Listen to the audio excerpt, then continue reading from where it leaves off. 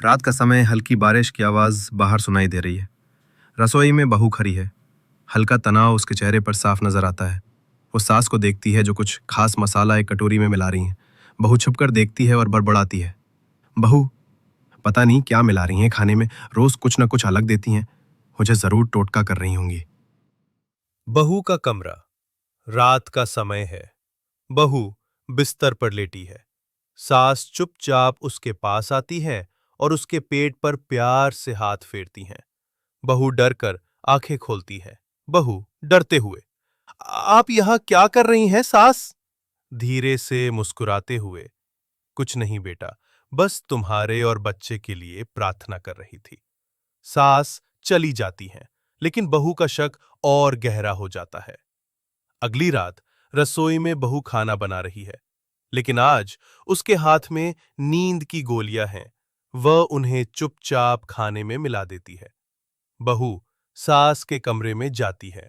सास खाना खाकर सो चुकी हैं। बहू दबे पांव उनकी अलमारी खोलती है, एक पुरानी सी डायरी निकालती है और पढ़ने लगती है। उसकी आंखें भर आती हैं। डायरी की आवाज। मेरी बहू गर्भवती है। मैं चाहती हूँ उसका बच्चा बुद्धिमान और संस्कारी हो। रोज रात को जब वो सोती है, मैं चुपचाप गीता और रामायण का पाठ करती हूँ। मैं उसके लिए पौष्टिक भोजन बनाती हूँ ताकि वो और बच्चा स्वस्थ रहें। बहू की आंखों में आंसू आ जाते हैं। बहू फूट फूट कर, हे भगवान, मैंने कितना गलत समझा इन्हें। उसी समय बहू को प्रसव पीड़ा होती है। वह दर्द से कराहती है, दौड़कर सास को जगाने की कोशिश करती है। सास गहरी नींद में है। बहू रोती है और बार बार उन्हें हिलाती है। बहू रोते हुए बोलती है, मां जी, माफ कर दीजिए, उठिए ना, मुझे अस्पताल ले चलिए। शकी आंखों से देखा गया प्यार भी जहर लगता है।